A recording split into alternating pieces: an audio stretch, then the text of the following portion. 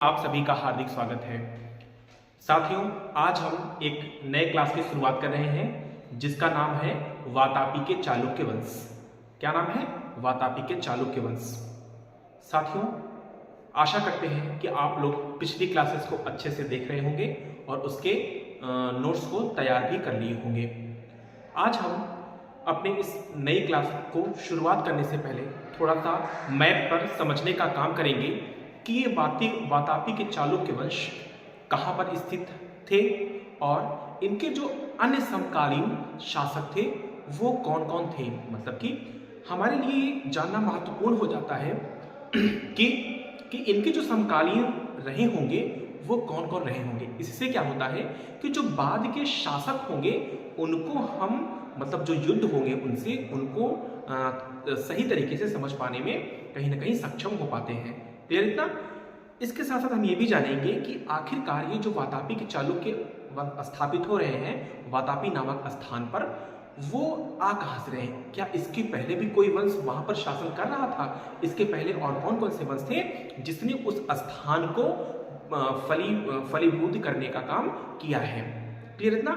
तो हम यही जानने का प्रयास करेंगे आज की अपनी क्लास में। आज की हमारी जो क्लासेस है वो इंट्रोडक्शन क्लास है और उसमें ये जानेंगे कि आखिरकार वातापी की पृष्ठभूमि कहाँ से आती है, कैसे वातापी का वंश स्थापित होता है।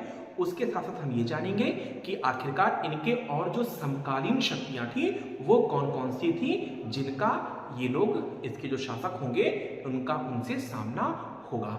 क्लियर इतना? तो चलिए हम लोग देखते हैं वातापी के चालुक्य वंश। ठीक है, हेडिंग आप लोग लिखिएगा, वातापी के चालुक्य।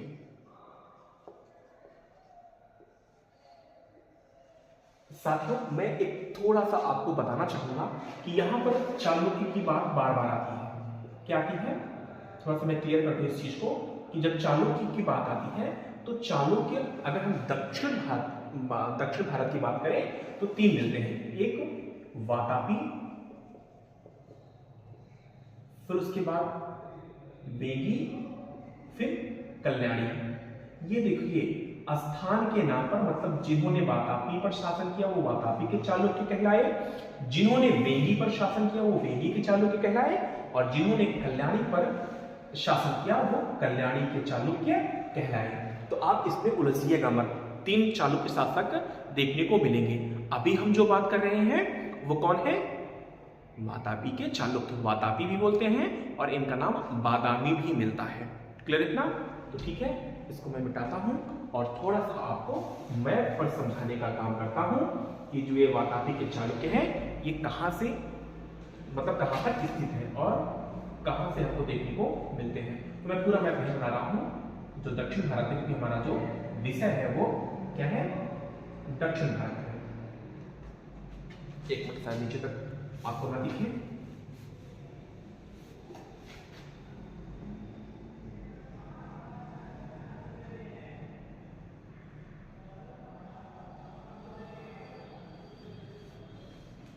ठीक है, ये जो स्थान होता है, पहली बात तो आप जानिए दक्षिण भारत, आप कई बार मैंने बताया है कि ये जो हिस्सा होता है यहां से नर्मदा नदी जो होती है वो इधर के ऊपर का हिस्सा नर्मदा नदी और विंध्य पर्वत श्रेणियां उत्तर भारत और दक्षिण भारत के विभाजन का काम करती है। तो ऊपर का हिस्सा हो गया आपका उत्तर भारत और नीचे का हिस्सा हो गया दक्षिण भारत।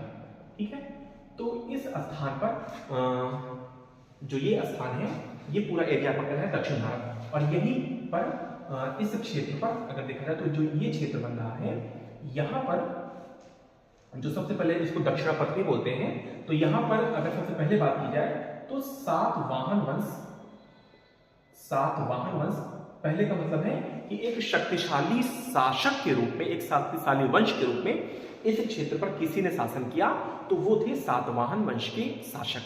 ठीक है, तो इसके बाद जो नाम आता है वो आता है वाकाटक वंश का। किसका नाम आता है? वाकाटक वंश का। हम ये दक्षिणापथ की बात कर रहे हैं, हम इस स्थान की बात कर रहे हैं।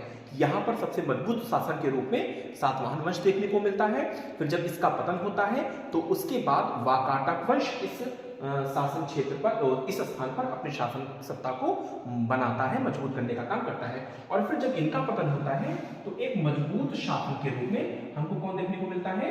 वातापी के चालुक्य। कौन? वातापी के चालुक्य। समझ में आया आपको?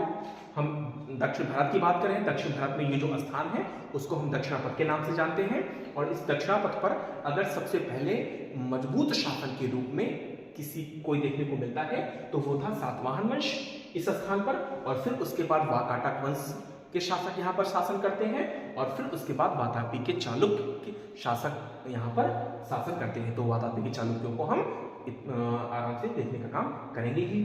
ठीक है, तो ये हुआ इस वातापी के चालुक्य। अब मैंने आपसे कहा था कि ये तो पृष्ठभूमि हो गई कि कैसे ये लोग यहाँ पर देखने को मिल रहे हैं। ठीक, और उसके बाद जो है जो इनके समकालीन होंगे, यहाँ पर एक इस क्षेत्र पर देखा जाए तो हुए पांड्य शासक।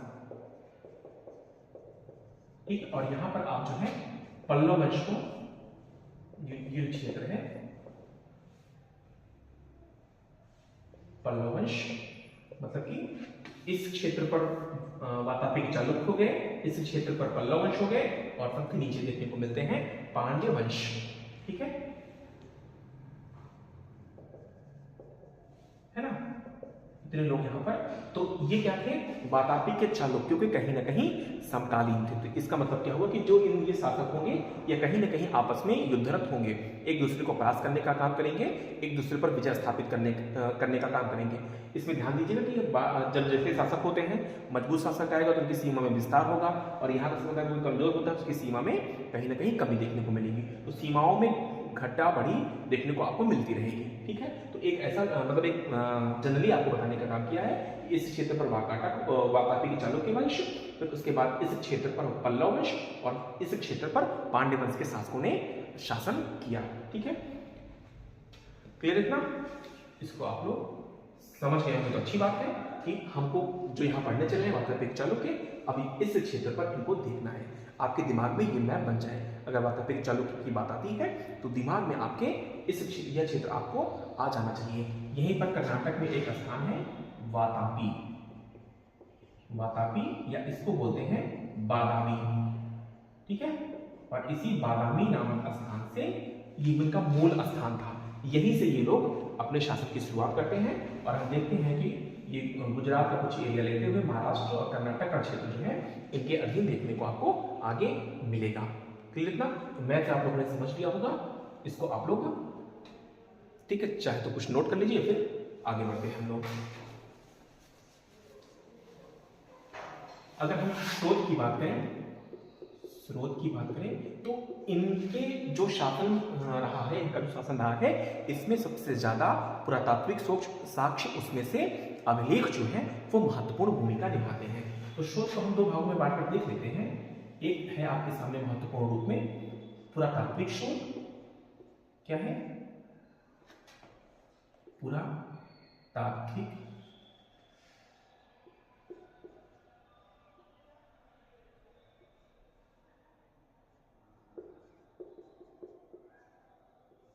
पुरातात्विक स्रोत, और दूसरा है आपका विदेशी यात्रियों के विवरण। विदेशी यात्रियों के विवरण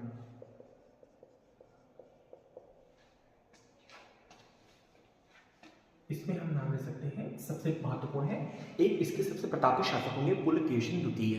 ठीक है, तो उनको आप कतई मत भूलिएगा, वो हमारे एग्जाम की दृष्टि से भी बड़े महत्वपूर्ण हैं। कौन?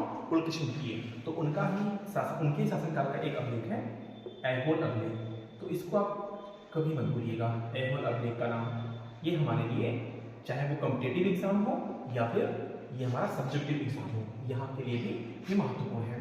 ठीक है, इसके अलावा महाकूट अभिलेख, बादामी अभिलेख। ठीक है, ये सब क्या है? इससे हमको साक्ष्य देखने को प्राप्त होते हैं। विस्तार से हम जब बार आएगा और अभिलेखी साक्ष्य, तो वहां भी हम देखेंगे कि पर्टिकुलर शासक में कौन सा अभिलेख साक्ष्य के रूप में जानकारी प्रदान करता है। ठीक है, यहाँ पर हम चर्चा कर सकते हैं चीनी यात्री वेनसांग की, वेनसांग हो गए, कौन थे ये? चीनी यात्री। ठीक है, और एक है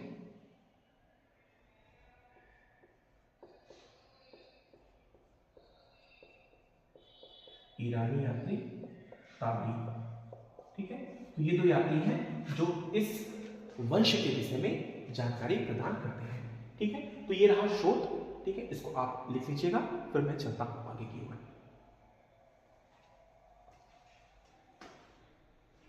चलिए आगे लिखिएगा आप लोग, हेडिंग लिखिएगा मूल स्थान। मूल स्थान लिखिएगा कि इनका मूल स्थान, इनका मूल स्थान कर्नाटक, कर्नाटक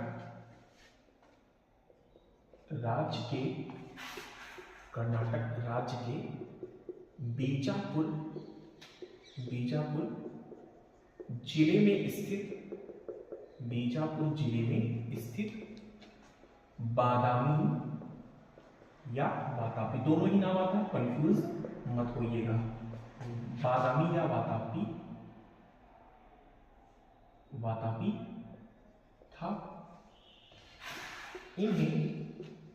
इन्हें पूर्वकालीन, पूर्वकालीन पश्चिमी, पश्चिमी, पश्चिमी मतलब ये पश्चिम दिशा की ओर थे। ठीक है, पश्चिमी चालुक्य कहा जाता है, पूर्वकालीन पश्चिमी चालुक्य कहा जाता है। ठीक है, अगर हम बात करें इनके उत्पत्ति विषयक मत को लेकर कि इनकी उत्पत्ति कैसे हुई, ठीक है, तो उसमें बहुत सारे इतिहासकार हैं जो अपना विभिन्न प्रकार के मत देते हैं। तो हम देख सकते हैं इसमें कि विंसेंट स्मिथ, विंसेंट स्मिथ के अनुसार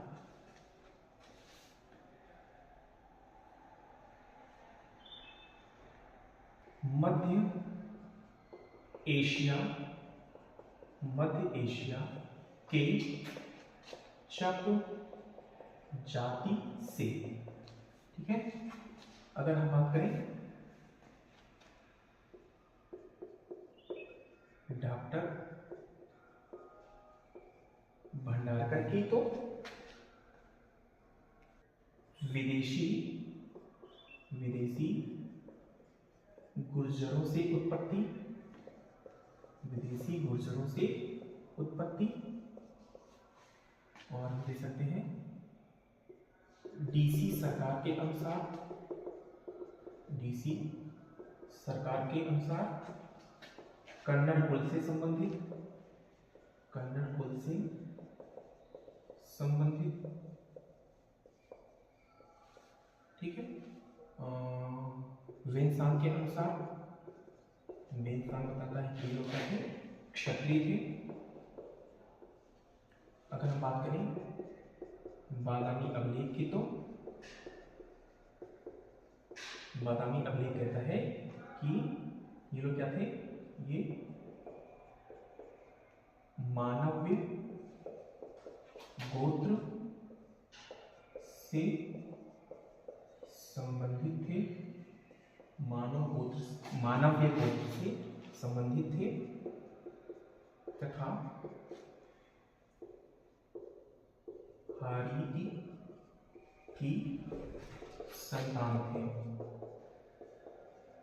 और ये कहता है कि ये लोग क्या थे, ब्राह्मण थे, ये लोग ब्राह्मण थे। ठीक है, एक और मसला है जो कि है विल्हड़, विल्हड़ के विक्रमांक देव से पता चलता है कि, विक्रमांक देव से पता चलता है कि, पता चलता है कि इनकी उत्पत्ति, इनकी उत्पत्ति, उत्पत्ति, इनकी उत्पत्ति ब्रह्मा के चुलुक से हुई, ब्रह्मा के चुलुक से हुई, इसीलिए चालुक्य कहलाए, इसीलिए ये चालुक्य कहलाए।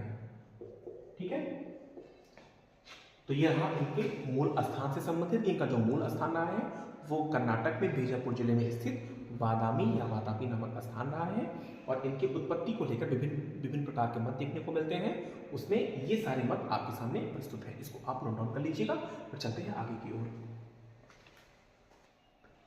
चलिए अब हम लोग देख लेते हैं इसके प्रमुख शासक को। प्रमुख शासक, तो प्रमुख शासक की बात करें तो पुलकेशी प्रथम। पुलकेशी प्रथम ये क्या थे? इस वंश के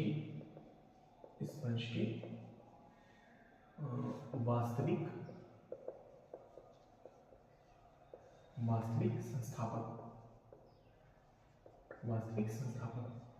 इसके बाद जो अगले शासक थे वो कौन थे? कीर्तिवर्मन फर्स्ट। फिर इसके बाद जो अगले शासक हुए वो हुए मंगलेश। फिर इसके बाद पुलकेशी द्वितीय। फिर इसके बाद विक्रमादित्य फर्स्ट। फिर इसके बाद विनयादित्य। फिर इसके बाद विजयादित्य। फिर इसके बाद विक्रमादित्य सेकंड। फिर उसके बाद कीर्तिवर्मन सेकंड। यह अंतिम महत्वपूर्ण शासक थे। अंतिम महत्वपूर्ण शासक। ठीक है, तो ये रहे हमारे महत्वपूर्ण शासक जिनको हमको आगे की क्लासों में पढ़ना है। इनको थोड़ा सा विस्तार से देखेंगे। इनमें जो सबसे महत्वपूर्ण है आपके सामने पुलकेशी द्वितीय मोस्ट इंपॉर्टेंट आपके लिए है। ठीक है, तो इनको हम विस्तार पूर्वक चर्चा करेंगे। आशा करते हैं थोड़ी बहुत कॉन्सेप्ट आपको, मतलब यहाँ जो कॉन्सेप्ट मैंने आपको बताया ये आपको समझ में आया होगा। ठीक है, तो चलिए मिलते हैं आगे की क्लास में। तब तक अपनी पढ़ाई को आप जारी रखिए। स्वस्थ रहिए, मस्त रहिए। धन्यवाद, नमस्कार।